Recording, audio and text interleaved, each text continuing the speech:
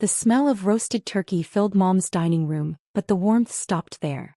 I sat at the far end of the table, the spot they always saved for me, closest to the kitchen, farthest from the conversation that mattered. "Daniel, pass the rolls," my brother Marcus said without looking at me. He was holding court at the other end, his wife Jennifer perched beside him like a crown jewel, their matching Rolex watches catching the chandelier light with every gesture. I passed the basket. Marcus didn't say thank you. "So Marcus was telling us about the Singapore deal," Mom said, beaming at her golden child. $12 million in revenue for his division this quarter alone. 14 actually, Marcus corrected, his voice carrying that practiced modality of false humility. "But who's counting?" Everyone laughed. My sister Rebecca raised her wine glass. To Marcus, the family's real success story. They clinked glasses. Mine sat untouched. "Daniel," Jennifer said, her tone dripping with manufactured sweetness, "are you still at that office job downtown? What was it again? Administrative something?" "I work in corporate operations," I said quietly. Marcus snorted. "Corporate operations. That's a fancy way of saying you answer phones and make copies." "Marcus," Dad said half-heartedly, but he was smiling. "What?" "I'm just saying we can't all be executives. Someone has to do the grunt work." Marcus leaned back, his chair creaking under his designer suit. "How much are they paying you now? 40,000? 45. Something like that," I said. Rebecca jumped in, unable to resist. "I make that in bonuses alone. But Daniel, really, there's no shame in it. Administrative work is steady. You'll never get rich, but at least you won't get fired." "Exactly," Mom said, reaching over to pat my hand. "We're proud of you for finding something stable. Not everyone can be a high achiever like Marcus and Rebecca." I took a bite of turkey. Tasted like cardboard. "Remember when Daniel used to talk about running a company?" Marcus said, shaking his head. "God, we were so worried he'd actually try it. Thank goodness he landed that office gig instead." "He would have bankrupted himself in 6 months, Jennifer agreed. "Some people aren't cut out for leadership." My phone buzzed in my pocket. I ignored it. "The thing about real success," Marcus continued, warming to his favorite subject, "is that it requires vision. Strategic thinking. The ability to make decisions that affect thousands of people." He pointed his fork at me. "No offense, Daniel, but answering phones doesn't exactly develop those skills." "Marcus closed 3 international deals this year," Dad said proudly. 3. And Rebecca just made junior partner at her firm. "Thank you, Daddy," Rebecca said, preening. My phone buzzed again. Then again. "You gonna get that?" Marcus asked, annoyed. "Or is your boss calling to ask where you filed the expense reports?" More laughter. I pulled out my phone and glanced at the screen. 7 missed calls. 12 text messages. All marked urgent. "Sorry," I said, standing. "I need to take this." "See? Can't even enjoy Christmas dinner without work calling," Marcus said to the table. "That's the problem with low-level positions. No boundaries. They own you." I walked into the kitchen, pressing the phone to my ear. "What's happening?" "Mr. Chin, thank God."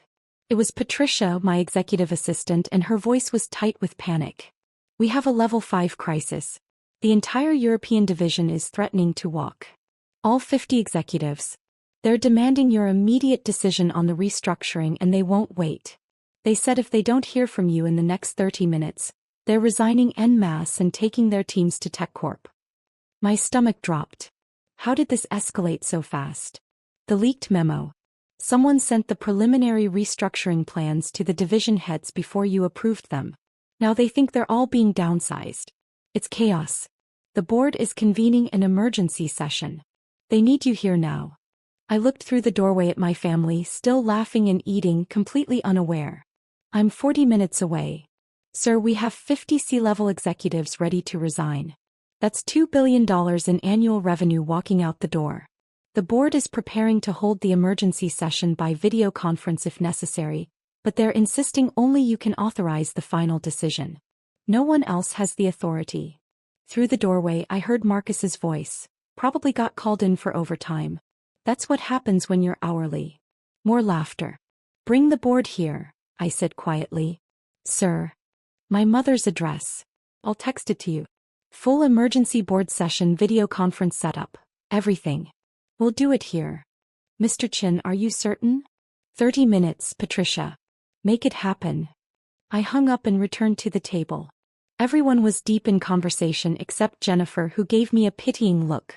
Everything okay? She asked, loud enough for the table to hear. Did they need you to come in and restock the printer paper? Something like that, I said, sitting down. Marcus was in the middle of a story about firing someone. So I called him into my office. I have a corner office now, Dad, did I mention that? And I said, your performance is unacceptable. Just like that. Direct. That's what leadership looks like. Wow, Mom breathed. That must have been so hard. It's the burden of authority, Marcus said solemnly. Making the tough calls. That's why they pay me the big bucks. He glanced at me. Daniel wouldn't understand. When you're at the bottom, you don't have to make decisions. You just do what you're told. Must be nice, Rebecca added. No responsibility. Just punch in, answer phones, punch out. My phone buzzed. Patricia, 15 minutes out. Setting up in driveway. You know what Daniel's problem is? Marcus said, pouring himself more wine. No ambition. He's comfortable being mediocre. That's not fair, Dad said, but his tone suggested he agreed. It's true though, Jennifer said. Some people are leaders and some people are followers. There's no shame in being a follower, Daniel. The world needs worker bees. Exactly, Marcus said. I mean, look at us. Rebecca's a junior partner. I'm a senior VP. And Daniel answers phones.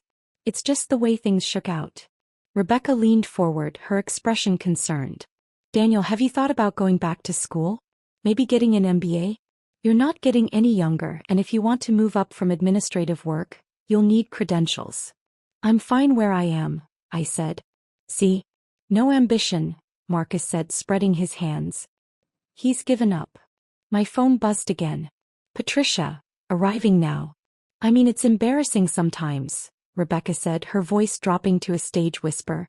When people ask what my brother does and I have to say he's an office assistant. I usually just say he works in corporate and leave it vague. Smart, Jennifer agreed. No need to advertise it. The doorbell rang. I'll get it, I said, standing. It's probably carolers, Mom said. Give them $20, Daniel. I opened the front door. Patricia stood there in a business suit, carrying 2 laptops and a briefcase. Behind her, James Chin, no relation, from our legal team was unloading equipment from a black SUV. 3 more SUVs were pulling up. Where do you want us to set up, Mr. Chin? Patricia asked. Living room, I said quietly. And Patricia? The family doesn't know. Her eyes widened slightly, but she nodded. Understood, sir. I returned to the dining room. Mom, I need to use the living room for a work call. It's urgent. Marcus rolled his eyes. On Christmas? What kind of slave driver operation are you working for? The demanding kind, I said. Well, make it quick, Mom said. We haven't even had dessert yet.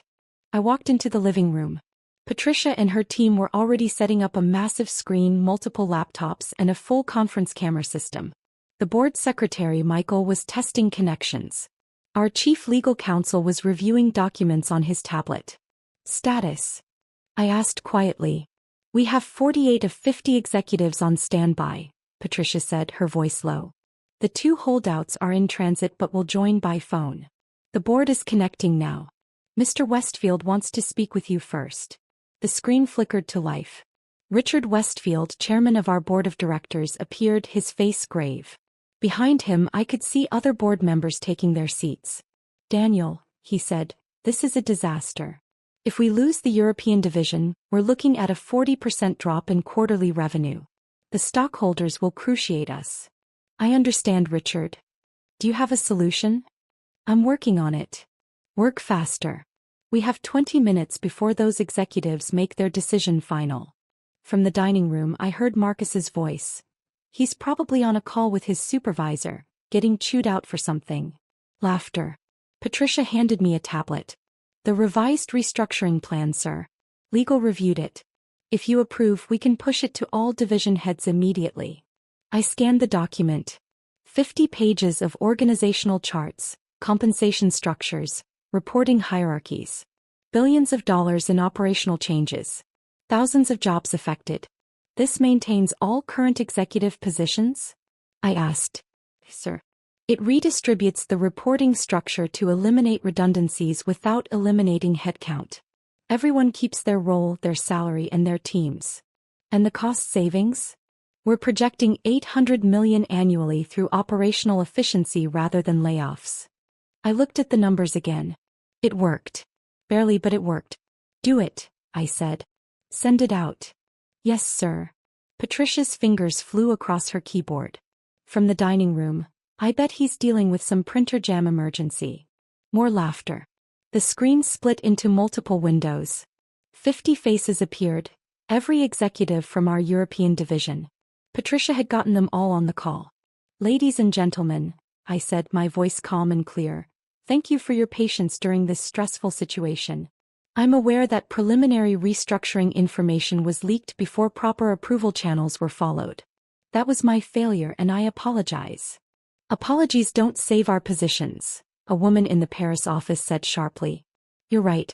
Which is why I'm not asking you to accept an apology. I'm asking you to review the final plan which I'm authorizing right now. I nodded to Patricia.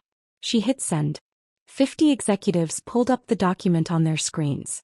I watched their faces as they read. Confusion first. Then surprise. Then relief. This maintains all our positions, the Berlin division head said slowly. And our teams. It does, I confirmed. The original leaked plan was a worst-case scenario we were trying to avoid. This is the actual plan. No layoffs. No demotions. Restructured reporting for efficiency, but everyone keeps their role. The Tokyo executive leaned forward. You're certain this is financially viable? Our CFO reviewed it personally. The savings come from operational efficiency and technology integration, not headcount reduction. When does this take effect? I'm authorizing it now. Effective immediately. I signed the document on screen, my digital signature appearing on the tablet. Patricia countersigned as executive assistant, confirming my authorization. The mood on the screen shifted. 50 tense faces relaxed. Ladies and gentlemen, I said, I built this company on the principle that our people are our greatest asset. I'm not going to destroy that by gutting the teams that make us successful. You have my word. This restructuring protects your positions and your people. Thank you, Mr. Chin, the Paris executive said, and others echoed her. Now if you'll excuse me, I'm supposed to be enjoying Christmas dinner.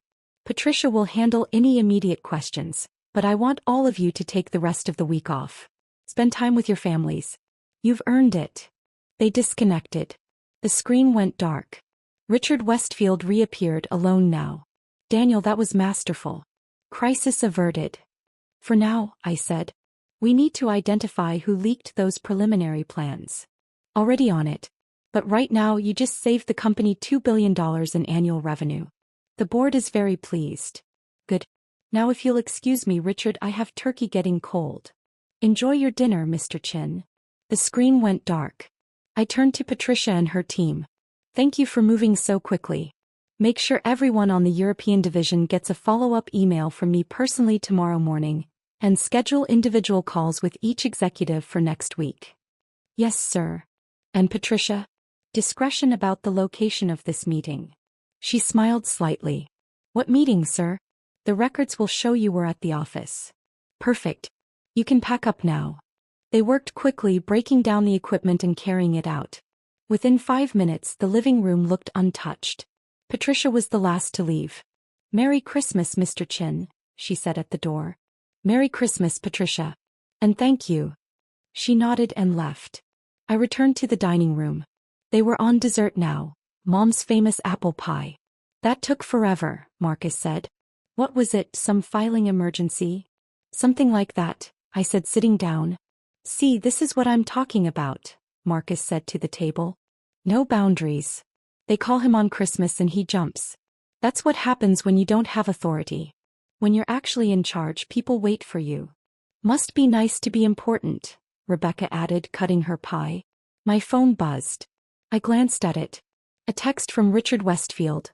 Board meeting tomorrow at 8 a.m. We want to discuss your compensation package after tonight's performance. Time to talk about that raise. I put my phone away. You know what I don't get, Jennifer said, is why you never tried for something better, Daniel. Did you just not have the drive? Or were you scared of failing? Jennifer, Dad said, but again his tone was gentle, not reproachful. I'm just curious, Jennifer continued, because it seems like you just settled. Like you decided early on that you weren't going to achieve anything, so why try? Some people peak in high school, Marcus said, shrugging. Daniel was never going to be a leader. We all knew it. Mom patted my hand again. There's nothing wrong with being ordinary, sweetie. Not everyone can be special. The doorbell rang again. Tao what? Marcus said, annoyed. I didn't move. I already knew who it was. Dad got up and opened the door.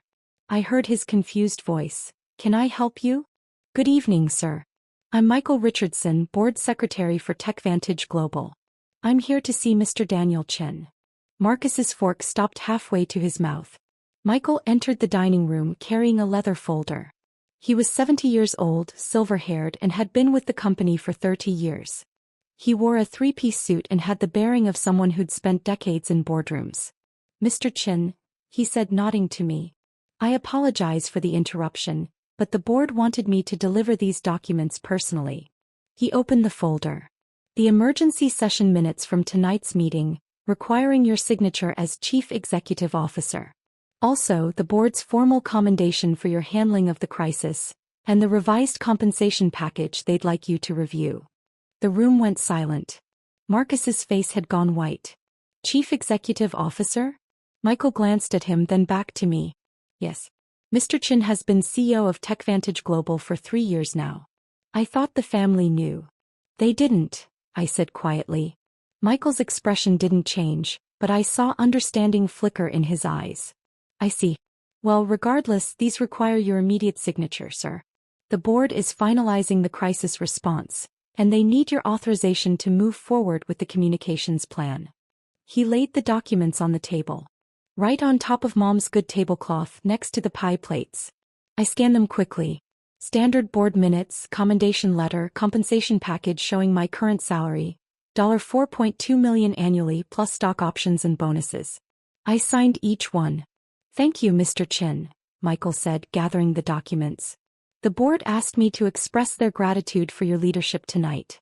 Saving the European division was extraordinary work. Just doing my job, Michael. Sir. Enjoy your evening. He nodded to the table. Merry Christmas, everyone. He left. No one moved. No one spoke. Marcus's mouth was opening and closing like a fish. Rebecca finally said, her voice strangled. You're a CO? TechVantage Global, Jennifer whispered, pulling out her phone. Her fingers trembled as she typed. That's the company that just acquired Hex Corp. The $15 billion deal. It was all over the news. That was us, I confirmed. You run Marcus's voice cracked, a multi-billion-dollar company? $23 billion in annual revenue, actually. This year's projections are looking strong. Mom's face had gone pale. But you said you worked in corporate operations. I do. I operate the corporation. The answering phones, Rebecca said weakly. The office job. I do answer phones sometimes. When my executive assistant is busy. I took a bite of pie. This is delicious, Mom. Dad was staring at me like he'd never seen me before. 3 years. You've been CEO for 3 years. 4 in March. But you never said anything, Mom whispered. You never asked, I said simply. You all assumed I was an assistant and I didn't correct you. Marcus's face had gone from white to red. You let us think we've been mocking me? Yes. Oh my God, Jennifer breathed, still staring at her phone. You're on the Forbes list. 50 under 50, tech leaders reshaping the industry. Your photo is right here. She turned the phone around. There I was in a sharp suit standing in front of our headquarters building. The caption read, Daniel Chen, CEO of TechVantage Global, continues to drive unprecedented growth through innovative leadership and strategic vision. Rebecca grabbed the phone.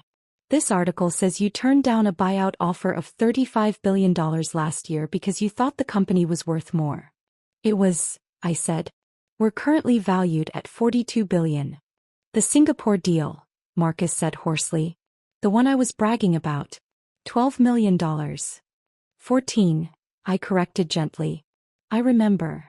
I closed 14 million. You turned down 35 billion. Different scales, I said. But congratulations on your deal. 14 million is nothing to dismiss. The word, dismiss, hung in the air. Daniel, Dad said slowly, why didn't you tell us? Would it have mattered? I asked. Would you have treated me differently if you knew? Silence. That's what I thought, I said. You all assumed I was a failure because I didn't brag about my job. Because I showed up to family dinners in normal clothes and drove a regular car and didn't wave my success in your faces like a flag. We didn't assume you were a failure, Mom started. You called me ordinary. You said I wasn't special. You told me I'd peaked in high school and that I wasn't cut out for leadership. I kept my voice calm. Those were your words, Marcus. Tonight. At this table. Marcus couldn't meet my eyes. The truth is, I continued, I built TechVantage from the ground up. I took it public 5 years ago. I've overseen its growth from 50 employees to over 12,000. I've closed deals on 4 continents. Tonight I saved $2 billion in annual revenue by making a single decision. I paused. And I came here for Christmas dinner because you're my family and I hoped maybe just once, you'd care about me as a person rather than as a status symbol. We do care, Rebecca said weakly. Do you? Or do you care now that you know I'm successful? I stood up. Thank you for dinner, Mom. The turkey was perfect. Daniel, wait, Dad said standing. I have a board meeting tomorrow morning at 8. I should get some rest. Please, Mom said, tears in her eyes. We didn't know. That's the point, Mom. You didn't know and you didn't care to find out. You just assumed the worst and treated me accordingly. I walked toward the door. Behind me I heard Rebecca crying. Marcus was silent. Daniel, Mom called after me. When can we see you again? I turned back. They were all standing now, looking at me with expressions I'd never seen before. Respect, fear, regret. I don't know, I said honestly. I need to think about whether this is the kind of relationship I want to keep having. But we're family, Dad said. Family supports each other. Family doesn't mock each other for sport. I opened the door. When you figure out the difference, let me know. I walked out into the cold December air. My car, a modest Honda because I'd never seen the point in flashy vehicles, was parked behind 3 luxury SUVs. Patricia had left my briefcase on the hood with a note, just in case you need it for tomorrow's meeting. I smiled, got in my car and drove away. My phone rang as I pulled onto the highway. Marcus. I let it go to voicemail. Then Rebecca called. Then Mom. Then Dad. I silenced my phone and drove home to my apartment, a penthouse downtown that I'd bought under an LLC so the family wouldn't find out, and poured myself a glass of whiskey. My phone lit up with a text from Richard Westfield. The board wants to offer you a 10% raise and additional stock options. You saved us tonight. Name your price. I typed back. We'll discuss tomorrow. Right now I need to decompress. Understood. But Daniel, whatever you decide, you earned it. Merry Christmas. Merry Christmas, Richard. I stood at my window looking out over the city. Somewhere out there, my family was probably still sitting at that dinner table, processing everything that had happened. Marcus was probably Googling my net worth. Rebecca was probably reading every article about me she could find. Mom and Dad were probably wondering how they'd missed the signs for 3 years. But I wasn't thinking about them. I was thinking about tomorrow's board meeting.